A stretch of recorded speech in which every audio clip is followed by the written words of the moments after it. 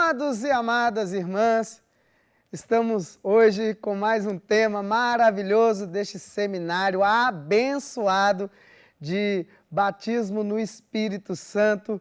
E hoje nós vamos trabalhar o seguinte tema: a promessa do Pai. Deus, Pai, tem uma promessa para o teu povo. Esse é o tema que nós iremos trabalhar nesta noite deste seminário ungidíssimo do batismo no Espírito Santo. Eu gostaria que você já fosse preparando, pegando a sua palavra, que nós vamos partilhar aqui no livro dos Atos dos Apóstolos, capítulo 1. Daqui a pouquinho nós vamos pegar essa palavra e trabalhar com ela. O que Jesus fala? O que é que nós podemos absorver deste tema que é a promessa do Pai? O que ele tem de novo para mim e para você? Atos dos Apóstolos, capítulo 1, a partir do versículo 4. A Bíblia diz assim: então, no decurso de uma refeição com eles, ordenou-lhes que não se afastassem de Jerusalém, mas que aguardassem a promessa do Pai, a qual disse ele: ouviste da minha boca, pois João batizou com água, mas vós sereis batizados com o Espírito Santo dentro de poucos dias. E diz assim: estando, pois, reunidos, eles assim o interrogaram: Senhor, é agora o tempo em que irás restaurar a realeza em Israel? E ele respondeu-lhes: não compete a vós conhecer os tempos e os momentos que o Pai fixou com a sua autoridade, mas recebereis uma força, a do Espírito Santo, que descerá sobre vós, e sereis minhas testemunhas em Jerusalém, em toda a Judéia e Samaria e até os confins da terra. Palavra do Senhor, graças a Deus. Então, meus amados, a promessa do Pai. O que está acontecendo aqui?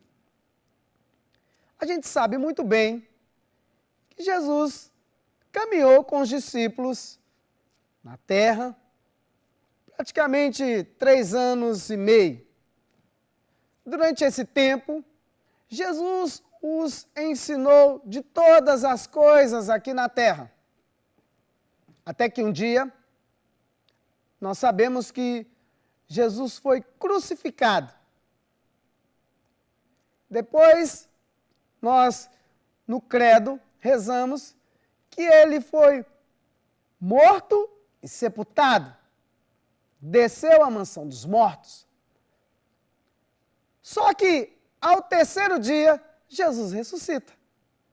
E tendo Jesus ressuscitado ao terceiro dia, a palavra de Deus diz que Jesus caminhou nessa terra com um corpo glorioso durante 40 dias. 40 dias, Jesus caminhando na terra, fazendo o quê?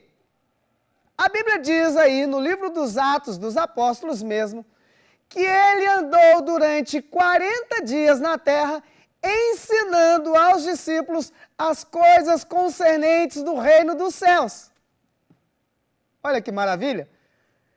Até a cruz, Jesus estava ensinando para eles as coisas desta terra. Inclusive, até um trecho bíblico no Evangelho de João, capítulo 3, naquele diálogo entre Jesus e Nicodemos, que Jesus vai questionar Nicodemos, dizendo assim: Nicodemos, se vos tenho falado das coisas da terra e não me credes, como crereis quando eu começar a falar das coisas do céu? Jesus já estava dando a Nicodemos uma antecipação do que estava para acontecer daqui a poucos dias. Ele ainda vai falar das coisas concernentes do céu nessa terra. Mas em que circunstância? Num corpo glorioso, ressuscitado. Gente, Jesus está durante 40 dias falando das coisas concernentes do reino dos céus para os seus discípulos. Eu fico imaginando, se eu vivesse naquele tempo, se eu fosse um dos discípulos, irmãos, até a cruz, cada ato, cada fala, cada gesto de Jesus, eu gostaria de me impregnar deles. Cada palavra, porque afinal de contas, o próprio Nicodemos, Pedro e outros discípulos perceberam que ele não era como os homens dessa terra. Na verdade, ele é Deus. E eles reconheceram isso. Pensa, você, como eu, se vivêssemos naquele tempo, andando do lado de Deus, cada gesto, cada atitude. Claro que você e eu gostaríamos de nos impregnar quando ele estivesse falando das coisas da terra. Quanto mais quando se tratar das coisas do céu, que é o que está acontecendo aqui agora. Jesus está falando das coisas concernentes do reino dos céus. Nessa hora, aqui, essa palavra que eu acabei de ler, esse é o 40º dia. É o dia de número 40. Para ser mais objetivo aqui, é o último dia de Jesus aqui na terra. E olha o que a palavra vai dizer. A partir do versículo 4. Então, no decurso de uma refeição com eles. Olha, no último dia em que Jesus está na terra, atenção, com o corpo glorioso, na hora da comunhão, na hora eucarística, na hora da refeição com eles, no partir do pão, no último dia, numa hora sagrada, que é a hora mais sagrada, a palavra diz assim, ordenou-lhes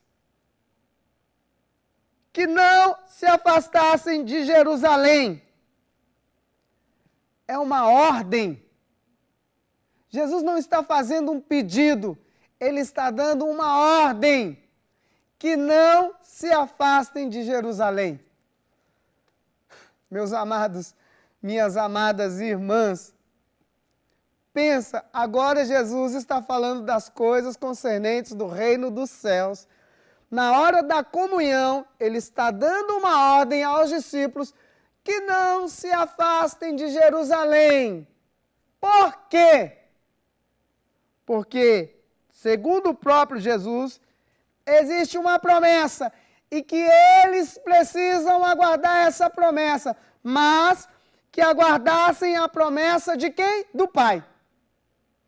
Que promessa é essa?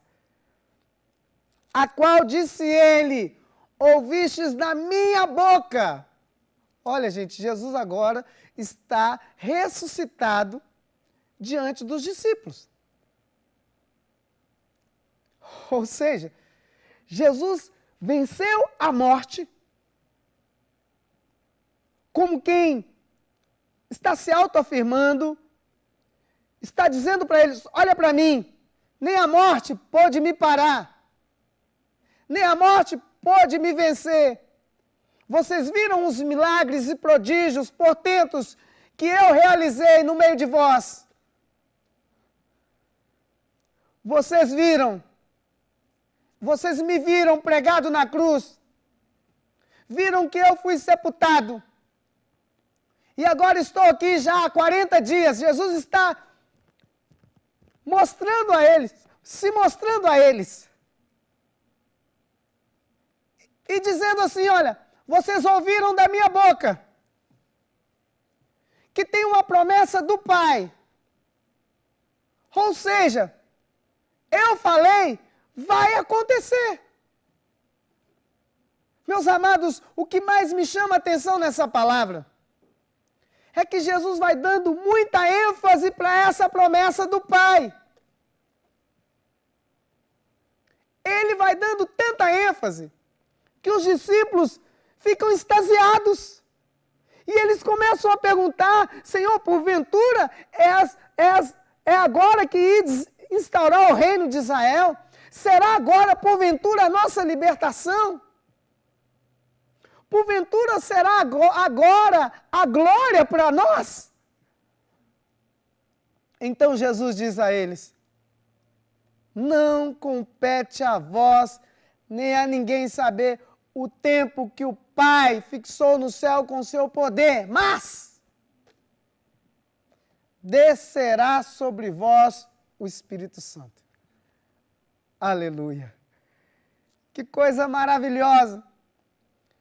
A promessa do Pai, ela é tão enfatizada pela pessoa de Jesus, que os discípulos chegam a pensar que vai ser a glória. Só pode ser a glória. Na hora da refeição, na hora da comunhão, no partir do pão. Ele vai dar uma ordem. Pouquíssimas vezes Jesus fez isso, ordenou a eles, e naquele momento Jesus estava dando uma ordem que esperassem em Jerusalém essa promessa. Meus amados, minhas amadas irmãs, essa promessa, ela está sobre a sua vida. Essa promessa, ela está sobre a sua realidade, sobre a tua casa. Porque depois que os apóstolos experimentam, depois que eles passam por essa experiência da promessa do Pai, em Atos capítulo 2, na sala do cenáculo, a Bíblia diz que na primeira pregação de Pedro, nosso primeiro Papa, ali ele converte mais de 3.000 pessoas. E o coração de muitos ficam compungidos, ardendo, queimando, desejosos. Então eles perguntam para Pedro e para os demais, o que nós devemos fazer para ficar como vocês? Então Pedro diz, arrependei-vos cada um de vós e sejam batizados. O que você precisa hoje, meu irmão, minha irmã, talvez você esteja fazendo a mesma pergunta, o que é que eu faço para ser de Deus? Como é que eu faço para ter uma vida assim, Betinho? Eu quero ser um pregador, eu quero ser um músico, eu quero ser um ministro de intercessão, eu quero ser um ministro de cura e libertação, eu quero levar o evangelho. Como eu faço? O que é que eu tenho que fazer? A receita ainda é a mesma, minha querida irmã, meu amado irmão. Arrependei-vos cada um de vós. Arrependa agora. Faça uma renovação na sua vida, como um dia eu fiz, eu ousei fazer da minha. Um dia eu me abri para essa graça do batismo no Espírito Santo. Eu entrei numa igreja, numa paróquia na cidade de Contagem, em Minas Gerais. Totalmente destruído pela drogadição, o alcoolismo, a prostituição. Uma vida desregrada, totalmente perdida. Me ajoelhei ali. E por graça divina, a promessa do Pai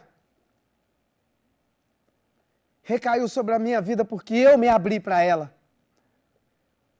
Eu senti um desejo muito grande de ser de Deus, meu coração queimava e eu arrependido. Busquei a confissão, busquei me reconciliar com Deus.